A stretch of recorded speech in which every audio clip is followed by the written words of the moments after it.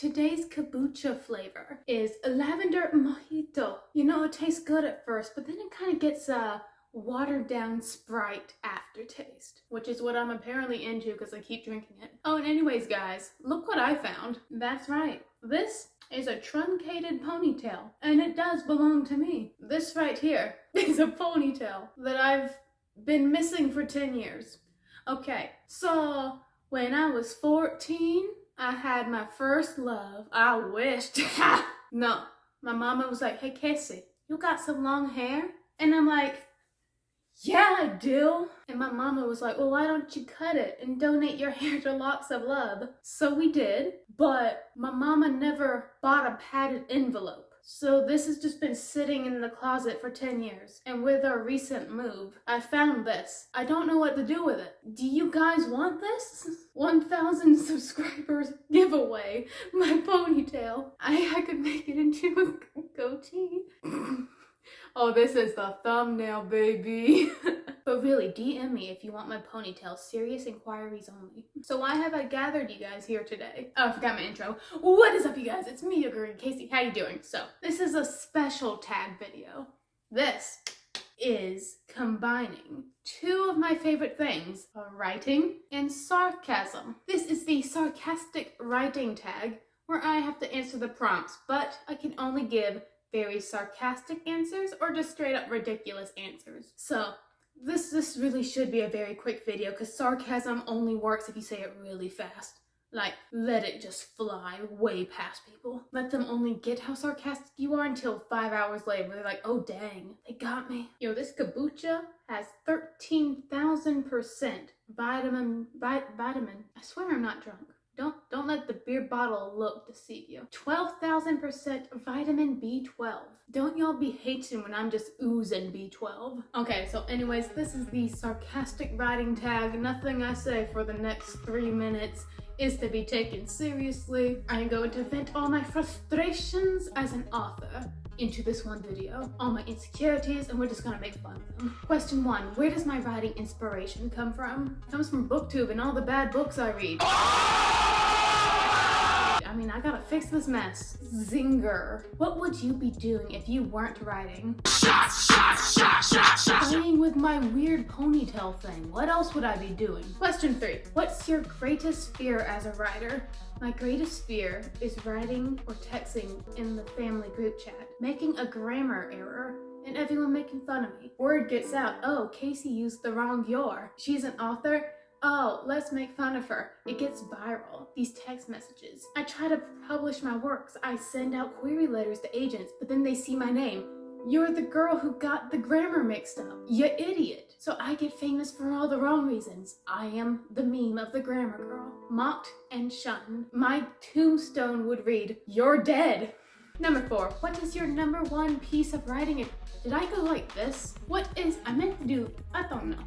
What is your number 1 piece of writing advice? You're going to develop about 18 different personalities, each of them with their own idea about what the plot is gonna do. You better get real comfy with all of them. Number 5, how do you feel about editing? How do you feel about a punch in the face? Where do you do your best writing? At funerals.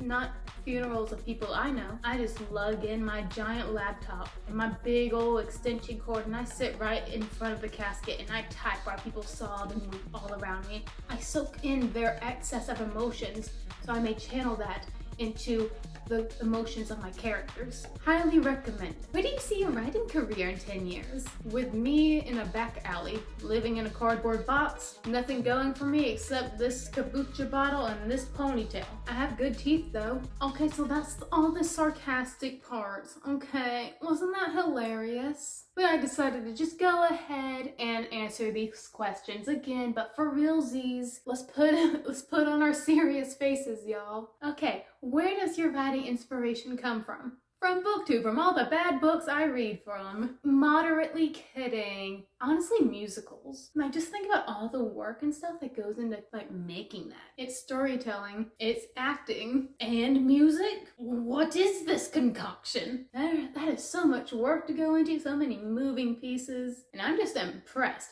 that people have the time management for that, and that inspires me to get my booty in gear and work. What would I be doing if I weren't writing? Reading. I have a booktube channel. What do you think I'm gonna do? I'd also be playing on my video games. I love Pokemon. Honestly, booktube is not what I primarily watch on YouTube. It's Pokemon Nuzlockes. What is my greatest fear as a writer? That I'll be on one of those like Goodreads worst books of all time list or a BuzzFeed video. What is my #1 piece of writing advice? This is also writing advice to myself.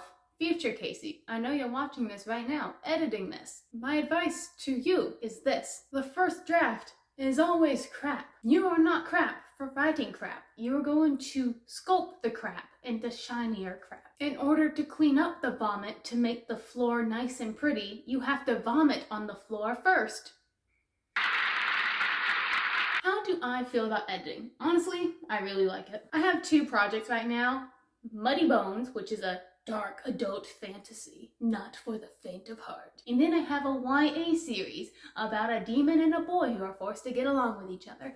I'm currently writing more in the fantasy project, and I'm writing and editing it at the same time. Like I'll write a page and then edit that page. That system works good for me because I'm a plantser, so I know what I'm going to do with the plot, but I'll make last minute decisions while I'm writing. So writing it, then immediately editing it gets my thoughts in order and helps me predict where I need to go with the plot next. I will say, however, that the editing in my YA book right now is a beast because I've been working on that book since I was like 16, and 16-year-old Casey was stupid. So I'm correcting her mistakes and I'm essentially rewriting the book. And again, editing as I write. #6, where do you do your best writing? Coffee shops. Love me a coffee shop. I got this special coffee shop that I go to. It's owned by this one beautiful lady who's now my best friend. Actually, she might not even know my name, but I love her. But let me tell you this story real quick. I was just doing my thing in this coffee shop. I was writing. Tappity tap on the laptop, earbuds in my ear. But then I noticed Miss Coffee Shop Lady behind the counter, just like, doing her head, like trying to get my attention. So I gladly put my earbud down and I'm like, hey, and Miss Coffee Lady, she's like, hey, you go to so-and-so church, right? And I'm like, I do. And she's like, could you pray for me real quick? And to be honest, I hate praying out loud because you hear this, I get tongue-tied a lot, and I have a lot of pressure on me when people ask me to pray. Like, I'm not only messing up in front of you, I'm messing up in front of God. The expectations are too much, but I'm like, sure, I'll pray for you. Anything in particular. And the coffee shop lady, she says, there's this woman who I hate, and she's coming into the coffee shop to pick up these teas she just called in. Could you just pray that I don't punch her? I've never been more glad to pray for such a violent prayer in my life. I was immediately attracted to this story. So I say my little mental prayer and I'm back tapping on the computer. Then this lady comes in and I know immediately this is the punchable lady. Punchable lady comes up to coffee lady at the counter and they're doing that fake polite southern thing like, hey there, it's been such a long time. That thing. And I'm just like, peeking over my laptop at these people, watching them. But nothing violent happens. Punchable lady grabs her to-go drinks, leaves, and then Miss Coffee Lady, love her so much. She makes the best chai. Love it. She's like, thank you so much. I really needed that. And I kind of feel like I'm part of this story now. I am. So I'm like, yeah, no worries. So what happened between you two? So she told me, not my story to tell, let's just say it involves a school bus being set on fire. I love that coffee shop. What prompt was this even about? Oh yeah, where do I like to write? One more question. Where do I see my writing career in 10 years? Girl, I'll have at least 5 books out. I know it. Traditionally published. I'll be living in a mansion. I have no kids. Good. But I have like 5 Doberman dogs. Like, you try to break into my house, I'll tear you up, son. Life will be magnificent. I'll have a whole library room.